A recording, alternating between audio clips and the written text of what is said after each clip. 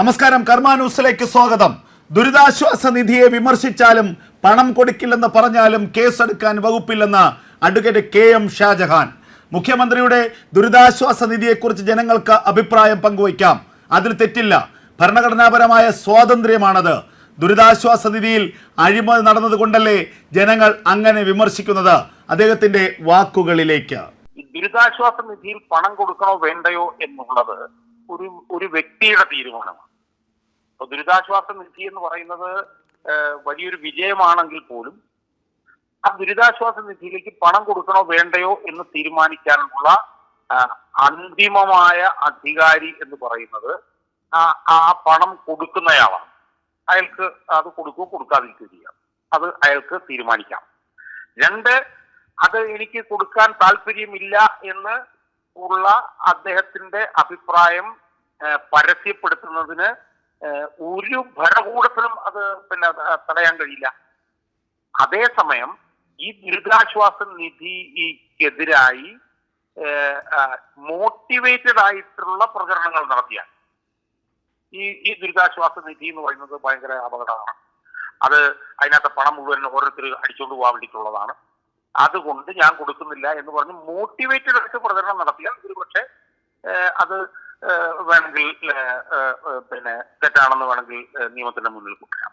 അങ്ങനെ അല്ലാതെ ഇതിൽ ഞാൻ പണം കൊടുക്കാൻ എനിക്ക് താല്പര്യമില്ല, ഞാൻ ഇതിൽ പണം കൊടുക്കില്ല എന്ന് പറഞ്ഞാൽ അതിനെ എതിർക്കാൻ ഒരു നിയമത്തിനും കഴിയില്ല. അതാണ് ഒന്നാമത്തെ കാര്യം. രണ്ടാമത്തെ കാര്യം എന്ന് പറയുന്നത്, പണം കൊടുക്കാൻ ഞാൻ തയ്യാറല്ല എന്ന് പറയുമ്പോൾ ആ പണം കൊടുക്കാതിരിക്കാനുള്ള കാരണവും കൂടി കാര്യകാരണ സഹിതമാണ് ഒരാൾ അത് പറയുന്നതെങ്കിൽ അതിനെയും നിയമത്തിന്റെ മുന്നിൽ ചോദ്യം ചെയ്യാൻ പറ്റില്ല. കാരണം ഇപ്പൊ ഒരാൾ പറയുകയാണ് ഞാൻ ദുരിതാശ്വാസത്തിൽ പണം കൊടുക്കാൻ ഞാൻ തയ്യാറല്ല. കാരണം 2018 മഹാപ്രളയത്തിന്റെ കാലത്ത് ഉണ്ടായിട്ടുള്ള ദുരിതാശ്വാസ നിധിയിൽ പണം കൊടുക്കുന്നതുമായി ബന്ധപ്പെട്ടുകൊണ്ട് ഒരുപാട് ആരോപണങ്ങളുണ്ട്, ഒരുപാട് ഉദാഹരണങ്ങൾ പുറത്തുണ്ട് കൊണ്ടുവന്നിട്ടുണ്ട്. അത് വലിയ രീതിയിൽ അന്നത്തെ ആ ദുരിതാശ്വാസ നിധി ദുരുപയോഗപ്പെടുത്തിയതിന്റെ ഒരുപാട് അനുഭവങ്ങൾ കേരളത്തിന് പുറത്തു കൊണ്ടുവന്ന് ഒഴിഫാം തുടങ്ങി എന്നൊക്കെ പറഞ്ഞ വരെയുള്ള ആരോപണങ്ങൾ ഉയർന്നു. അപ്പൊ അതിന്റെ പശ്ചാത്തലത്തിൽ 2018 പ്രളയ ദുരിതാശ്വാസ നിധി ദുരുപയോഗപ്പെടുത്തിയെന്ന് തെളിഞ്ഞ സാഹചര്യത്തിൽ ഞാൻ ഈ ദുരിതാശ്വാസ നിധി പണം കൊടുക്കാൻ താല്പര്യമില്ല എനിക്ക് എന്ന് ഒരാൾ പറഞ്ഞു കഴിഞ്ഞാൽ അയാളെ എതിർക്കാൻ പറ്റുകയില്ല. ഒന്നാമത്തെ കാര്യം. രണ്ടാമത്തെ കാര്യം, നമുക്കറിയാം RS ശശികുമാർ എന്ന് പറഞ്ഞ പൊതുപ്രവർത്തകൻ ലോകായുക്തയിൽ ദുരിതാശ്വാസ നിധി ദുരുപയോഗം ചെയ്യുന്നതിനെതിരായിട്ട് കൊടുത്ത കേസ് എന്താണ് ഉണ്ടായെന്നുള്ളത് നമുക്കറിയാം.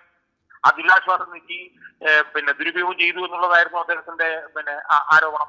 ആ ആരോപണം തെളിയുമെന്ന് വന്നപ്പോൾ ലോകായുക്ത നിയമം പോലും അന്ന് ഭേദഗതി ചെയ്ത് മുഖ്യമന്ത്രി രക്ഷിക്കായിരുന്നു ലോകായുക്ത ചെയ്തത് എന്നുള്ളത് എല്ലാവർക്കും അറിയാവുന്നതാണ്. അതും ദുരിതാശ്വാസ നിധിയുടെ ദുരുപയോഗവുമായി ബന്ധപ്പെട്ടായിരുന്നു. അതാണ് രണ്ടാമത്തെ. മൂന്നാമത്തെ കാര്യം, ഈ ഗവൺമെന്റുമായി ബന്ധപ്പെട്ടുകൊണ്ട് കഴിഞ്ഞ 2-3 വർഷക്കാലത്തിനിടയിൽ എത്രയോ അഴിമതി ആരോപണങ്ങൾ ഉയർന്നു വന്നിരിക്കുന്നു. പൊതുഗതാഗതത്തിൽ നിന്ന് പണം ദുരുപയോഗം ചെയ്തതുമായി ബന്ധപ്പെട്ട് എത്രയോ അഴിമതി ആരോപണങ്ങൾ ഉയർന്നു വന്നിരിക്കുന്നു. മുഖ്യമന്ത്രിക്കെതിരെ ഉയർന്നു വന്നിരിക്കുന്നു, കുടുംബാംഗങ്ങൾക്കെതിരെ ഉയർന്നു വന്നിരിക്കുന്നു. അങ്ങനെ ഒരുപാട് അഴിമതി ആരോപണങ്ങൾ മുഖ്യമന്ത്രിയുമായി ബന്ധപ്പെട്ടും ഉയർന്നു വന്നിട്ടുണ്ട്. ഇതൊക്കെ തന്നെ ഭരണകൂടത്തിന്റെ വിശ്വാസ്യതയെ വല്ലാതെ ബാധിച്ചിട്ടുണ്ട്.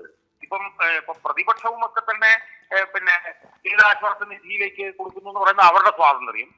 പക്ഷേ മുഖ്യമന്ത്രിയുടെ ദുരിതാശ്വാസ നിധി നേരത്തെ എന്തുകൊണ്ട് ഈ പുതിയ ദുരിതാശ്വാസ നിധിയോട് സാധാരണ ജനങ്ങൾ പുറംതിരിഞ്ഞു നിൽക്കുന്നു എന്നുള്ളതാണ് നമ്മൾ ഏറ്റവും പ്രധാനമായിട്ട് കാണേണ്ട ഒരു കാര്യം.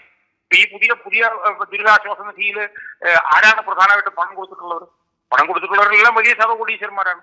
യൂസഫ് അലി 5 കോടി രൂപ കൊടുത്തിട്ടുണ്ട്, രവിപിള്ള 5 കോടി രൂപ കൊടുത്തിട്ടുണ്ട്, അദാനി 5 കോടി രൂപ കൊടുത്തിട്ടുണ്ട്, കല്യാണരാമൻ 5 കോടി രൂപ കൊടുത്തിട്ടുണ്ട്, PCN മേനോൻ 10 കോടി രൂപ കൊടുത്തിട്ടുണ്ട്. അവരാണ് ഇതിനാലേക്ക് കൂടുതൽ കൊടുത്തുകൊണ്ടിരിക്കുന്നത്. സാധാരണക്കാരന് എന്തുകൊണ്ടാണ് ഇതിനകത്തേക്ക് പണം കൊടുക്കാതിരിക്കുന്നത് എന്നുള്ളത് സ്വയം വിമർശനപരമായിട്ട് പരിശോധിക്കുകയാണ് ഉത്തരവാദിത്വമുള്ളൊരു ഭരണകൂടം ചെയ്യേണ്ടത്. അത് പരിശോധിക്കുന്നതിന് പകരം എതിരഭിപ്രായം പറയുന്നവരെ മുഴുവൻ കോടതി കയറ്റാമെന്ന് വിചാരിച്ചു കഴിഞ്ഞാൽ ഒരു സ്ഥലത്തും അത് നടക്കാൻ പോകുന്നില്ല. അത് ഒരു കോടതിയിലും, ഒരു കീഴ്ക്കോടതി, മുൻകീഴ്ക്കോടതി പോലും നിലനിൽക്കില്ല. കാരണം ജനങ്ങൾക്ക് ഭരണഘടന പ്രകാരം അഭിപ്രായം പറയാനുള്ള അതിനുള്ള വകുപ്പുകൾ അതിനകത്ത് കിടപ്പുണ്ട്. ആ വകുപ്പുകൾ ചൂണ്ടിക്കാട്ടി ഏതെങ്കിലും ഒരാൾ കോടതിയിലേക്ക് പോയി ഇത് കോടതി എടുത്ത് ചവിച്ചോട്ടിലേക്ക് കളയുകയും.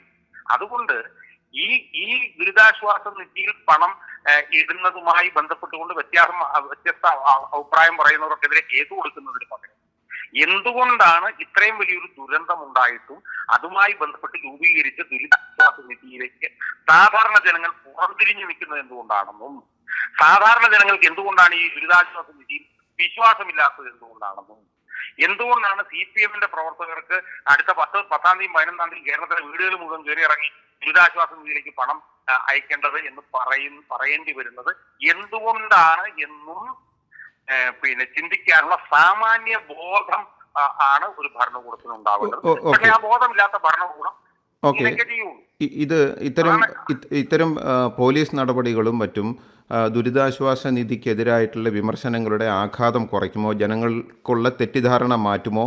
ഇപ്പോൾ സ്വാഭാവികമായിട്ടും ഇത്തരം കേസുകൾ എടുക്കുന്നു, പോലീസ് തന്നെ അത് വ്യാപകമായിട്ട് എടുക്കുന്ന കേസുകൾ പ്രചരിപ്പിക്കുന്നു, പ്രതികളെ അറസ്റ്റ് ചെയ്യുന്നു.